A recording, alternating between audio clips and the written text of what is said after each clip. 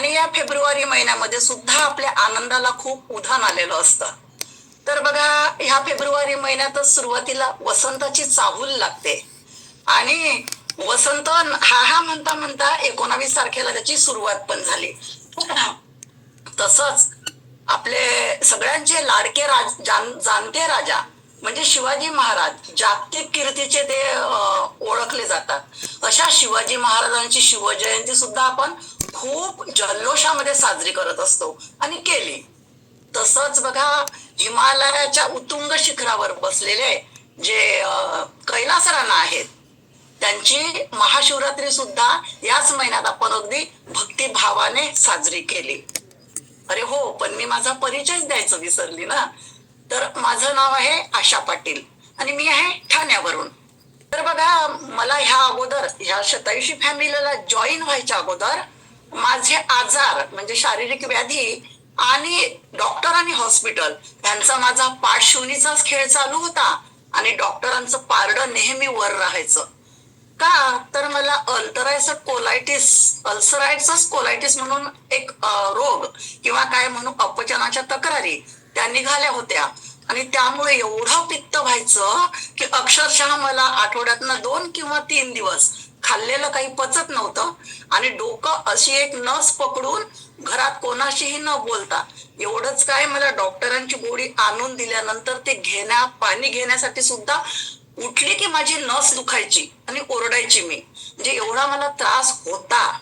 पण जशी मला सगळ्यात पहिले मी मालती ताईंना थँक्यू म्हणते, मालती तांडेल ताईंना, कारण त्यांच्याकडून मला ही लिंक मिळाली आणि जशी मला ही लिंक मिळाली तसं माझ्यामध्ये काय झालं, मी स्वतःवर प्रेम करायला शिकले. म्हटल्यापेक्षा त्यांच्या प्रेमांना बहर आलेला असतो ह्या महिन्यात असं म्हणायला पण हरकत नाही. आणि मग काय होतं की बरं, त्यांच्या प्रेमाला भरता आलेलं असतं, पण त्यापेक्षा खरोखर हे प्रेम फक्त आठवडाभर दाखवायचं किंवा कृती करण्याचं असं आहे का, तर तसं नाही. तर तो एक जगण्याचा फार मोठा सोहळा आहे. प्रेम खरं तर नात्यातील मोकळेपणामध्ये किंवा क्षमेमध्ये, संयमामध्ये आणि ते आपल्या स्वतःच्या दररोजच्या म्हणजे जगण्यामध्ये ते असायला पाहिजे. हे खूप महत्वाचं आहे. बघा, आपण म्हणतो माणूस माणसावर प्रेम करतो म्हणजे बघतो आपण, किंवा स्त्री पुरुष ह्यांच्यातलंच प्रेम का असा प्रश्न पडतो की नाही. पण प्रेम ही भावना इतकी संकुचित नाही, तर ती अथांग अशी अमर्याद अशी भावना आहे, तिला कुठलीच मर्यादा नाही आहे. कारण प्रेमाची भावना ही ती एक संवेदना आहे. प्रेम ही एक संवेदना आहे आणि त्या संवेदनेमध्ये काय असतं, निवड नसते, तर फक्त आणि फक्त अनुभव असतो. आणि म्हणूनच प्रेमाचा नेमका अर्थ शोधायला आपण माणसं कुठेतरी कमी पडतो, म्हणजे चुकतो आणि काय त्याला अमंगलच करून टाकतो. पण प्रेम ही प्रत्येकाचीच गरज आहे आणि ते आपल्याला कशातून मिळेल हे पण आपण सांगूच शकत नाही. आपण बघा, शकुंतलेने अगदी सासरी जाताना तिने वृक्षावर वेलीवर सुद्धा प्रेम केलं होतं आणि अगदी तिने आलिंगन देऊन त्यांचा निरोप घेतला होता. म्हणजे एवढं प्रेम आपल्याला पाहायला मिळतं. तसंच शिक्षक आणि विद्यार्थी यांच्यामधलं आपल्याला प्रेम पाहायला मिळतं. तसंच मैत्रीचं प्रचंड प्रेम सुद्धा आपल्याला पाहायला मिळतं. उदाहरणार्थ श्रीकृष्ण, सुदामा असे वगैरे आपल्या समोर अनेक अनुभव आहेत. पण बघा, एकाच नात्यातून प्रेमाची ही भूक पूर्ण होतच नसते आणि म्हणून ते कुठेही आणि कशावरही असू शकते. असं पवित्र प्रेम आई मुलगा, बहीण भाऊ, आजी नातवंड यांच्यात सुद्धा आपल्याला पाहायला मिळते. तसंच आपलं आपल्या देशावर प्रेम असतं, आपलं आपल्या कामावर पण प्रेम असतं आणि कलाकाराच त्याच्या कलेवर, तर लेखकाचं त्याच्या लेखणीवर प्रेम असतं आणि त्याच्या कल्पनाशक्तीवर त्याचं अतोनात प्रेम असतं. हे सगळं ठीक आहे हो, पण याही पेक्षा महत्वाची गोष्ट म्हणजे त्याबरोबर सर्वात आधी आपलं प्रत्येकाचं स्वतःवर प्रेम असायला पाहिजे. कारण प्रेम ही एक भावना आहे आणि ती भावना असल्यामुळे ती जगताही आली पाहिजे की नाही. आणि म्हणून समजून घेतलं तर प्रेम हे मंगल आहे, नाहीतर त्या प्रेमात सगळं अमंगलच असतं. मग ही भावना आहे, तर ती भावना कशी असावी, बघा, मनात दुसऱ्यांबद्दल चांगलाच विचार केला, मंगल विचार केला, तर काय होतं, तो आणला आपल्या मनामध्ये, तर त्याचा परिणाम होऊन तो दुसरा व्यक्ती आहे ना, आपला चांगला मित्र बनू शकतो. कसं, तर ते आपण एका उदाहरणावरूनच बघूया. एकदा एक राजा असतो आणि तो हत्तीवरून गावात फेरफटका मारायला, गावोगावी तो फिरत असतो. तर तो गावात फेरफटका मारायला निघालेला असतो आणि तो फिरता फिरता एका गावामध्ये जाऊन पोचतो आणि एक दुकान असतं, त्या दुकानासमोर त्याचा हत्ती उभा राहतो. पण तेवढ्यात तो प्रधानाला बोलवतो आणि म्हणतो कसा, अरे का कोण जाणे, ह्या दुकानदाराला मी कधीच पाहिलं नाही, पण मला आता ह्याला फाशी द्यावीशी वाटते. तर प्रधान तर पुष्कळ्यातच पडला आणि तो काही बोलणार तेवढ्यात राजा निघून सुद्धा गेला. मग प्रधानाने विचार केला आणि तो त्याने ते दुकान पाहून ठेवलं आणि प्रधान सुद्धा राजाच्या पाठीमागे निघून गेला. दुसऱ्या दिवशी प्रधान वेश पालटून आला आणि त्या दुकानाच्या आजूबाजूला त्याने पहिले चौकशी केली. तेव्हा त्याला कळालं की हे चंदनाच्या व्यापाऱ्याचं दुकान आहे. आणि मग तो वेश पालटून गेला होता, तो दुकानात गेला आणि दुकानामध्ये त्यांनी बघितलं तर सुंदर सुवर्ण वर्णाचं आणि छान सुगंधाचं चंदन होतं. आणि तो दुकानदार वैतागलेला होता. का, तर त्याच्या दुकानामध्ये गिऱ्हाईक यायची, म्हणजे लोक यायची, वास घ्यायची आणि कोणी भाव न विचारता दुकानातून पुढे निघून जायची. त्यामुळे तो वैतागला होता आणि तो रिकामा असायचा. आता म्हणतात ना, रिकामा माणूस सैतानाचं डोकं. त्यामुळे त्याला पैसेच मिळत नव्हते. तर त्याच्या डोक्यात काय विचार यायचा, नेहमी वाईट, की कधीतरी एकदा हा राजा जर मेला, तर हा राजा मेला तर त्याच्या अंत्यसंस्काराला आजूबाजूला एकही चंदनाचा व्यापारी नाही, त्यामुळे माझ्याच दुकानातलं चंदन खरेदी केल्या जाईल आणि मला भरपूर पैसे मिळतील. त्यामुळे माझा माल पण संपून जाईल, मी दुसरा माल भरेल. तो असा विचार करत होता. तेव्हा प्रधानाला उलगडा झाला की खरंच जेव्हा राजा याच्या दुकानासमोर आला तेव्हा राजाला फाशी का बरं द्यावीशी वाटली. आणि मग त्या प्रधानाने, तो तर वेश पालटून गेलेला होता, चंदन खरेदी केलं सुगंधी असं आणि दुसऱ्या दिवशी ते चंदन राजा पुढे नेऊन ठेवलं.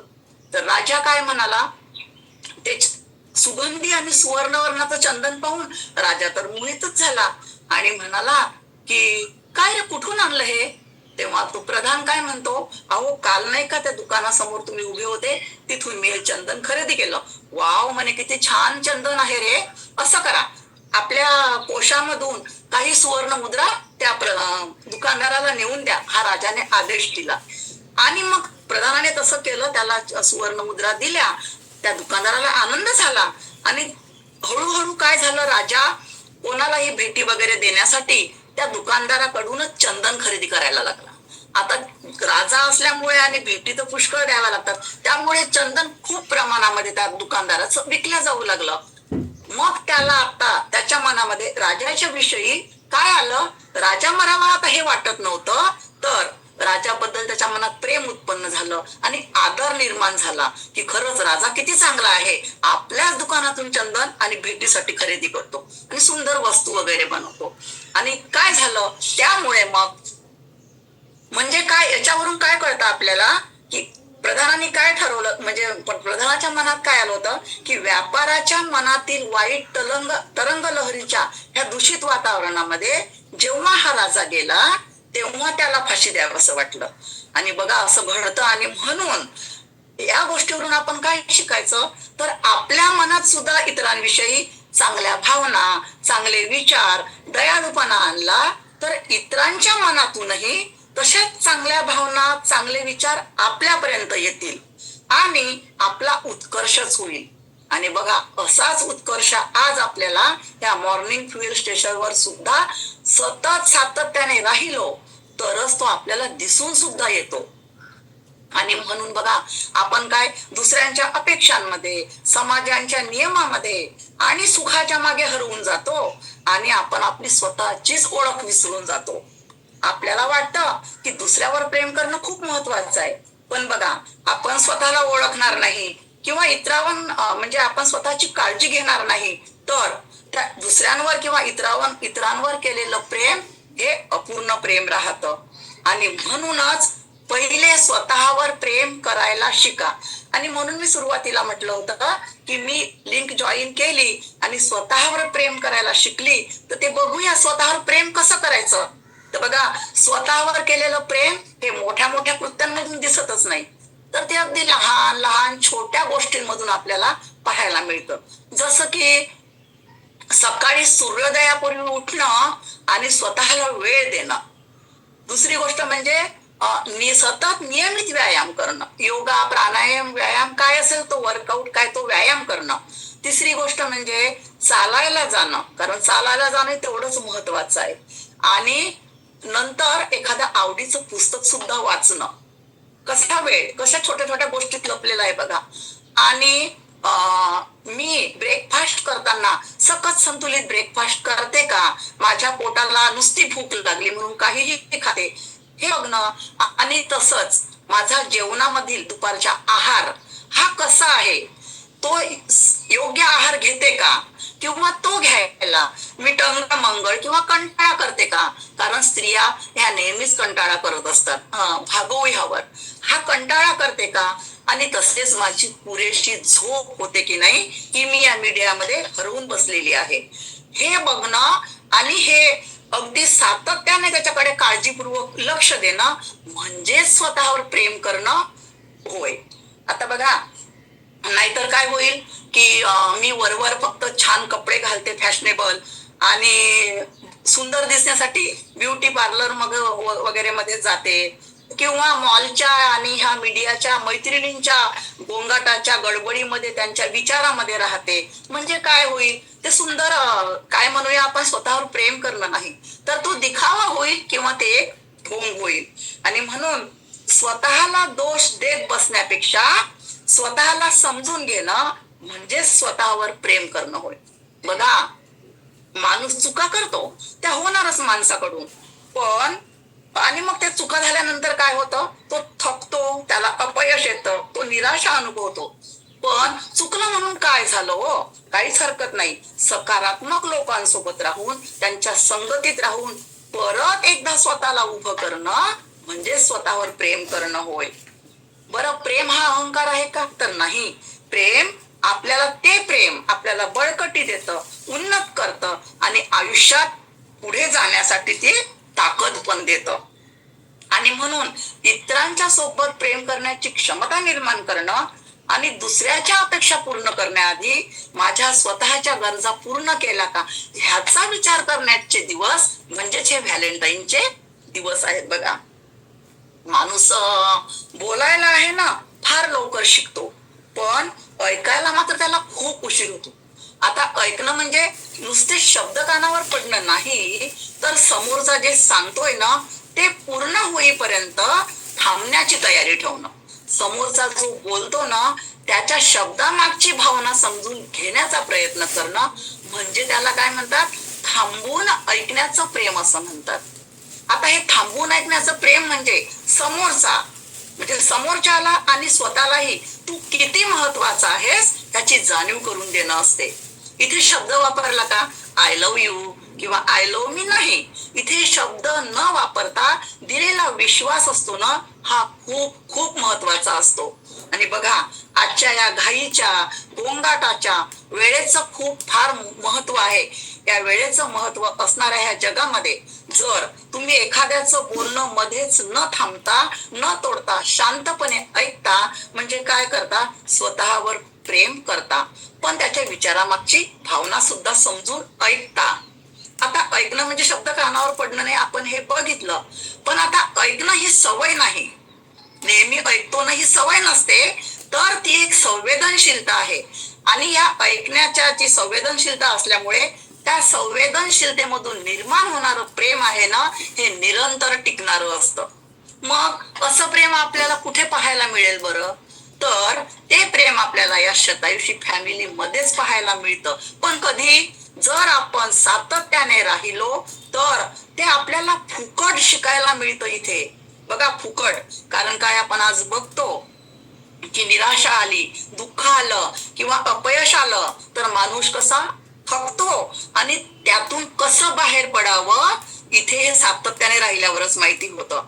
पण बघा, याच्या विरुद्ध दुःखानं किंवा अपयशानं किंवा मानसिक स्थैर्य गमावलेले जे लोक आहेत ना, त्यांना समुपदेशन करण्यासाठी किंवा आपण म्हणून सायकोलॉजिकल डॉक्टर बाहेर अगदी दुकान मांडूनच बसलेले आहेत आणि त्यांना फार मोठा नगद रुपये म्हणजे मोबदला मोजावा लागतो. पण इथे तसं नाही आहे. इथे जर सातत्याने राहिलो ना तर आपला आचार बदलतो. आता आचार बदलतो याचं कारण काय आहे, तर या परिवारातील आई वडील बहीण भाऊ काका मावशी यांच्या पराकोटीच्या प्रेमाने माणसाला बळकटी येते आणि आयुष्यात पुढे जाण्याची ताकद मिळते. आपल्यात बदल झालेला हा दिसून पण येतो. आपल्या आयुष्यातील प्रत्येक छोटा बदल हा मोठ्या यशाचा एक भाग असतो. चांगल्या गोष्टी ह्या घडत नसतात तर त्या घडवाव्या लागतात. आणि इथे जे काही आपण 1 तास आपला महत्वाचा वेळ असतो तो देऊन ऐकतो ना, तेव्हा ते सकारात्मकच आपल्याला ऐकायला मिळतं. माणूस असा हा प्राणी आहे बघा की त्याच्या मनामध्ये किती 60,000 विचार असे काहीतरी येत असतात आणि त्या विचारांमध्ये जर नकारात्मकच विचारांचा म्हणजे गोष्टी असतील तर सकारात्मक ची जी शक्ती आहे ती आपोआपच कमी होऊन नकारात्मक घंटाच माणूस वाजवायला लागतो. कारण तसं ऐकतो ना. कारण बघा, आपण जर म्हटलं सतत की माझं डोकं दुखतं, आज की नाही माझं डोकं दुखतं, तर काय होतं तो आणि खरंच आपलं डोकं दुखायला लागतं. तर तो विचार आपल्या 2 भुवयांमध्ये जे आज्ञाचक्र आहे ना त्यात जाऊन जातो आणि तिथून तो म्हणतात ना पिंडी ते ब्रह्मांडी, तर तिथून तो ब्रह्मांडात जातो आणि त्याचा परिणाम होऊन काय होतं की ते क्रिया करण्यामध्ये होतं आणि मग तशीच घटना घडते. आणि म्हणून बघा आपल्याला आपल्या ह्या रेल्वे स्टेशनवरती सकाळच्या मॅडम आपल्याला नेहमी सांगत असतात की सकारात्मक बोला, सकारात्मक वागा. कारण काय, युनिव्हर्सल तुमचं ऐकत असते. म्हणजे कुठे आपण स्वतःला खूप भाग्यशाली आपण समजूया. तसंच इथे योगा आणि प्राणायाम घेतात. योगा आणि प्राणायामामध्ये बघा रिलॅक्सेशन असतं, रिलॅक्सेशन. आणि त्यामध्ये आपल्या पायाच्या अंगठ्यापासून ते डोक्याच्या केसापर्यंत आपलं मन त्या प्रत्येक अवयवावर फक्त आणून ठेवायचं असतं. ते येते असं नाही, पण सारखं मग मॅडम सांगतात की मन इकडे तिकडे भरकटलं असेल तर आणून ठेवा. म्हणजे काय, ते रिलॅक्सेशन म्हणजे ते सतत होतं आपलं वर्षभर नेहमी. पण ती जे मोठे संत साधू होऊन गेले किंवा कोणी तत्वज्ञ अनुभवी लोक होऊन गेले, योगावाले किंवा ध्यान धारणावाले, ते सांगतात की ते रिलॅक्सेशन म्हणजे ध्यानाची पहिली पायरी, पहिली शिडी आहे. म्हणजे बघा किती मोठं तत्वज्ञान त्याच्यामध्ये आहे. तसंच अफर्मेशन असतं. अफर्मेशन म्हणजे स्वतःला स्वसंवाद म्हणजे स्वतःलाच सूचना करणं. तर त्याच्यामध्ये बघा सगळ्यात पहिले वाक्य असतं, मैं शांति और विश्वास के साथ आज के दिन का स्वागत करता हूं. आणि शेवटी मेरा हर दिन एक तोहफा है जो मुझे सुनहरे भविष्य की ओर ले जाता है. ह्यातील मधला जो 5 मिनिटाचा अफर्मेशन आहे म्हणजे स्वतःला संवाद देणं आहे, ते ऐकणं म्हणजे हा आपल्या विचारांचा प्रवाह बदलण्याचा आणि जीवनासाठी मी आनंदी कशी राहील तो स्वतःसाठी स्वसंवाद असतो.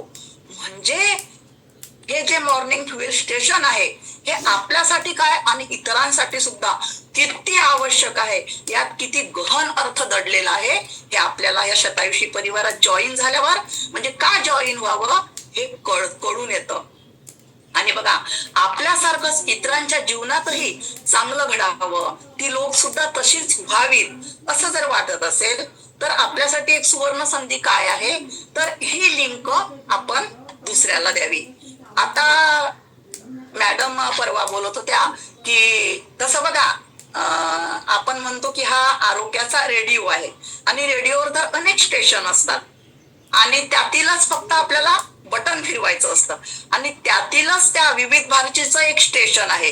एक बटन फिरवलं की समोर येतं हे कोल्हापूरचं, विविध भारतीचं हे कोल्हापूरचं स्टेशन आहे आणि त्याच्यामध्ये मग सुरू होतं. हा एक गमतीचा भाग सोडला तर तिथे कोच कॉल पण एक स्टेशन आहे, म्हणजे एक लिंक आहे, आपण त्याच्यावर जाऊ शकतो. तिथे मॅडमनी परवा सांगितलं की कोच हा माझ्यासाठी डायमंड आहे. पण बघा हिरा कसा असतो, ओबड खाणीतून तो दगड ओबड दगड असतो आणि तो काढला की त्याला चकाकी नसते, पण त्याला पैलू पाडून त्याला चक्काकी आणण्याचं काम तो कारागीर करत असतो. आणि तो कारागीर अगदी डोळ्यात तेल घालून मनाशी शांतता ठेवून एकाग्रतेनं ते तो काम करत असतो. त्याचं फक्त आणि फक्त कामावरच लक्ष असतं की या हिऱ्याला कसे पैलू पडतील. आणि मला वाटते तसंच पैलू पाडण्याचं, हिऱ्याला पैलू, आमच्यासारख्या हिऱ्यांना पैलू पाडण्याचं स्टेशन म्हणजे ते एक कोच कॉल सुद्धा आहे. हा एक याचा भाग सोडला तर बघा ही सुवर्ण संधी, तिथे अनेक मॅडम बोलताना सांगतात असं करा तसं करा, त्या आपल्या सर्वांसाठी संधी आहेत. आणि म्हणून आपण सुद्धा कोच बनावं आणि बनल्यानंतर आणखी इतरांना सुद्धा ही लिंक देणं, ही सुवर्ण संधी कशी, आपण एक उदाहरणच बघूया आणि संपवूया. तर एक माकड आणि माकडी नसते आणि ते नदीच्या काठावर एक झाड असतं, त्याच्यावर ते माकड आणि माकडी हे मित्र असतात, ते गप्पा करत असतात आणि अचानक आकाशवाणी होते की ही आकाशवाणी संपल्या जो कोणी ह्या नदीमध्ये उडी मारेल तो राजकुमारी बनून बाहेर येईल. आता ह्यांच्या दोघांच्या मनात विचारांचं थैमान चालू असतं आणि काय करू असं ते विचार करतात. तेवढ्यात आकाशवाणी संपून जाते आणि ती माकडी पटकन पाण्यामध्ये उडी मारते. तेव्हा माकड काय म्हणतो, अगं वेडी झालीस की काय, तू पाण्यामध्ये उडी मारलीस पण असं कुठे घडत असतं का. आणि ही आकाशवाणी खोटी ठरली तर तेवढ्यात ती माकडी सुंदर राजकुमारी बनून बाहेर येते आणि त्या माकडाला काय म्हणते, अरे माकडा, तू नुसता विचारात करत बसलास आणि सुवर्ण संधी गमावली, निर्णय घेतला नाहीस. आणि मी बघ, जरी ही घटना आकाशवाणी खोटी ठरली असती तरी मी त्या नदीतून माकडी होऊनच बाहेर आली असती, दुसरं काय झालं असतं, पण मी संधीचा फायदा घेतला तर मी राजकुमारी बनून बाहेर आली. आणि म्हणून याच्यामध्ये सुद्धा खूप गहन अर्थ दडलेला आहे की आपल्या जीवनामध्ये सुद्धा आकाशवाणी म्हणजे आपल्या मनातील आवाज ओळखणं. आणि आपल्या मनातील आवाज ओळखायचं ते कुठं होईल, कसा आपण तो आवाज ओळखू, कारण आजकालच्या ह्या दुनियेमध्ये, ह्या गोंगाटामध्ये आपण तो आवाज ओळखू शकतच नाही, कारण आपल्याला अनेक विकार भगवंतांनी दिलेले आहेत. आणि तो आवाज ओळखायचा असेल, ते शिक्षण घ्यायचं असेल तर हा 1 तास आपल्यासाठी खूप खूप आवश्यक आणि अतिमहत्वाचा आहे. तर कारण काय, आपण मगाशी बघितलं, आई वडील काका भाऊ याच्या पराकोटीच्या प्रेमानं आपल्या आयुष्याला आपल्याला पुढे जाण्याची बळकटी येते. तसंच स्वतःवर आधी प्रेम करायला शिकायला पाहिजे, हे इथे आपण शिकलो, हे आपण बघितलं.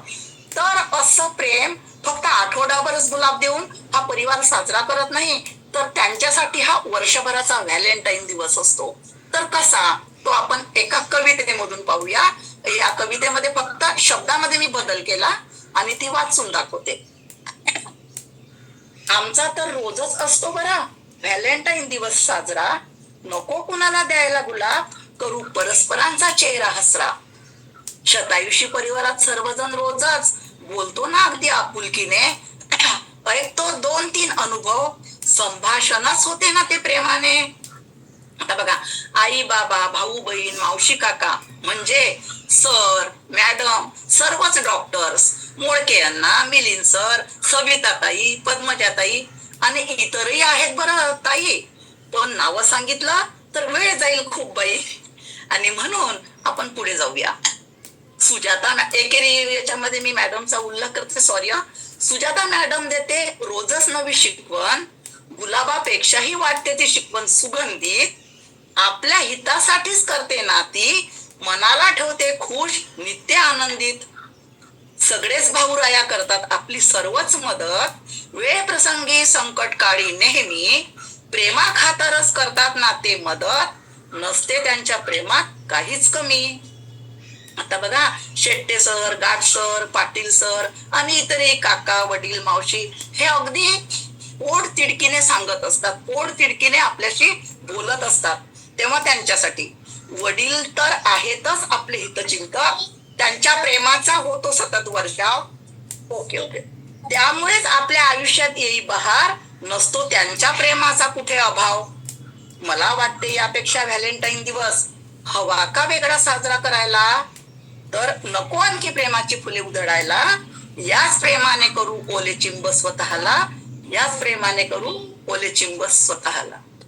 मॅडम जे काही आशाताई कविता कशी म्हणजे आधी करताय का आत्ताच केली? नाही मॅडम, ही कविता मला एका ग्रुपवर आलेली होती. अलका परांजपे मॅडम म्हणून आहेत जबलपूरच्या. त्यांचं मी ते वाचलं आणि मनात त्यांचे शब्द काढले आणि आपल्या शतायुषी परिवारातले मग मी मनाने शब्द जोडले. हो भारी, जोरदार क्लॅपिंग करू आपण आशाताईंसाठी.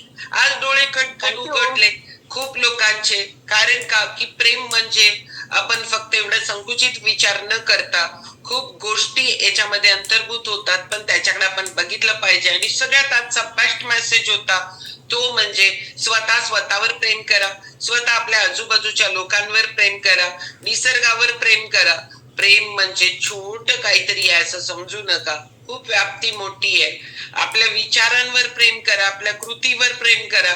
सगळं आपण ही गोष्ट विसरतो आणि फक्त कर्मकांड गुलाब फुल द्यायचंय त्याला, त्याच्याबद्दल काही नाहीये. पण फक्त 14 फेब्रुवारी एवढंच नाहीये. आयुष्यभर आपण ही सगळी उधळण करत राहू आणि आयुष्यभर आपण स्वतःवर प्रेम करत राहू. ओके, चलो बारी आशाताई, जोरदार क्लॅपिंग करू आपण आशाताईंसाठी. चिंब स्वतःला, याच प्रेमाने करू ओले चिंब स्वतःला. मॅडम जे काही आशाताई कविता कशी म्हणजे आधी करताय का आत्ताच केली? नाही मॅडम, ही कविता मला एका ग्रुपवर आलेली होती. अलका परांजपे मॅडम म्हणून आहेत जबलपूरच्या. त्यांचं मी ते वाचलं आणि मनात त्यांचे शब्द काढले आणि आपल्या शतायुषी परिवारातले मग मी मनाने शब्द जोडले. हो भारी, जोरदार क्लॅपिंग करू आपण आशाताईंसाठी. आज डोळे खटखट उघडले खूप लोकांचे. कारण का की प्रेम म्हणजे आपण फक्त एवढं संकुचित विचार न करता खूप गोष्टी याच्यामध्ये अंतर्भूत होतात, पण त्याच्याकडे आपण बघितलं पाहिजे. आणि सगळ्यात आजचा बेस्ट मेसेज होता तो म्हणजे स्वतःवर प्रेम करा, स्वतः आपल्या आजूबाजूच्या लोकांवर प्रेम करा, निसर्गावर प्रेम करा. प्रेम म्हणजे छोट काहीतरी आहे असं समजू नका, खूप व्याप्ती मोठी आहे. आपल्या विचारांवर प्रेम करा, आपल्या कृतीवर प्रेम करा. सगळं आपण ही गोष्ट विसरतो आणि फक्त कर्मकांड गुलाब फुल द्यायचंय त्याला, त्याच्याबद्दल काही नाहीये. पण फक्त 14 फेब्रुवारी एवढंच नाहीये. आयुष्यभर आपण ही सगळी उधळण करत राहू आणि आयुष्यभर आपण स्वतःवर प्रेम करत राहू. ओके, चलो बारी आशाताई, जोरदार क्लॅपिंग करू आपण आशाताईंसाठी.